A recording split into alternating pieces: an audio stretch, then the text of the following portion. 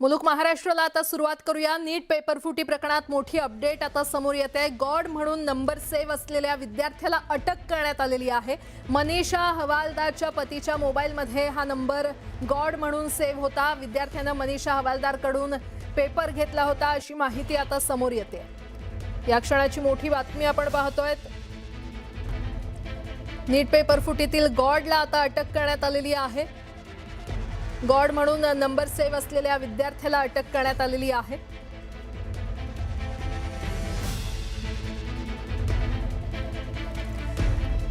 आणि या संदर्भात अधिक माहिती देत आहेत आमचे प्रतिनिधी अभिजित पोते सध्या आपल्यासोबत जोडले गेलेले आहेत। अभिजित, आता या तपासामध्ये वेगवेगळे पुरावे समोर येऊ लागलेले आहेत। आता ज्याचं गॉड म्हणून नाव सेव्ह होतं, नंबर सेव्ह होता, त्या विद्यार्थ्याला अटक करण्यात आली असल्याचं कळतंय। काय अपडेट? प्राजक्ता, नीट पेपर फुटी प्रकरणी महाराष्ट्रातून आणि देशभरातून आता या विद्यार्थ्याच्या रूपानं 13वी अटक म्हणावी लागेल। आतापर्यंत सीबीआयनं या सगळ्या प्रकरणी अनेकांची चौकशी केली, अनेकांचे जबाब नोंदवले होते, अनेकांना ताब्यात घेतलं होतं। 2 ते 3 जणांना ताब्यात घेऊन चौकशी करून सोडलं होतं। पण आता 13वी अटक देशभरातून या नीट पेपर फुटी प्रकरणी झालेली आहे आणि विद्यार्थी पहिल्यांदाच सीबीआयनं अटक केल्या। म्हणजे या सगळ्या प्रकरणी अनेक लेक्चरर समोर आले होते।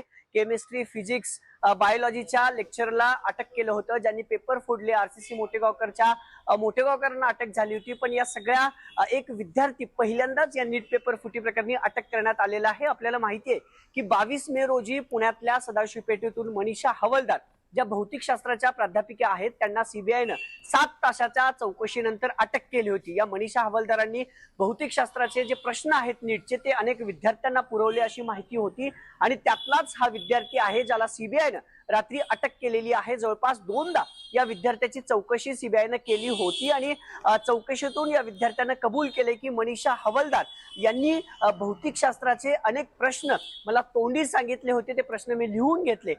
एवढंच नाही तर ते लिहिलेले जे प्रश्न आहेत ना प्राजक्ता, ते मनीषा हवालदारचे जे पती आहेत संजय हवालदार, ज्यांचा फोन सीबीआयनं तपासला होता आणि त्यांच्या फोनमध्ये एक नंबर सेव्ह होता ज्याचं नाव गॉड होतं।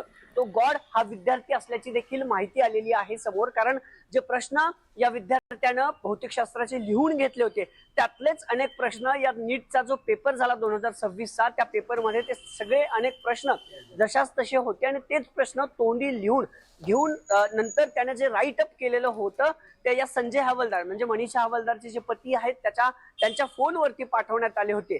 सीबीआयचे ज्यावेळेस तपासाची सूत्र फिरली त्यावेळेस मात्र हे सगळं चॅट मनीषा हवालदारनं आणि संजय हवालदारनं डिलीट केल्याचं समोर आलं होतं।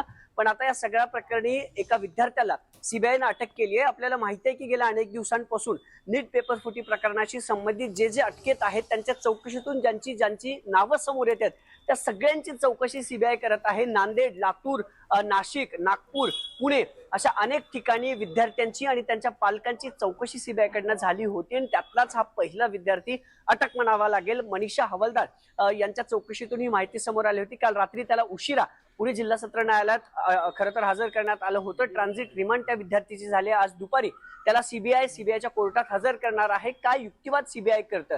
खरं तर 13वी अटक ही विद्यार्थी आहेत, अनेक विद्यार्थी चौकशीच्या फेऱ्यात आहेत। पालकांनी काल आपण सांगितलं होतं की मोठेगावकरने एक स्पेशल बॅच चालवली होती, त्या बॅचचे सुद्धा विद्यार्थी आणि पालक म्हणजे मोठेगावकरची स्पेशल बॅच देखील सीबीआयच्या रडारवर आहे। अनेक विद्यार्थी जे आहेत ते त्यांची एक यादी सीबीआयने केली होती। अनेक पथकं महाराष्ट्रातल्या अनेक जिल्ह्यात या विद्यार्थ्यांच्या चौकशीसाठी गेली होती।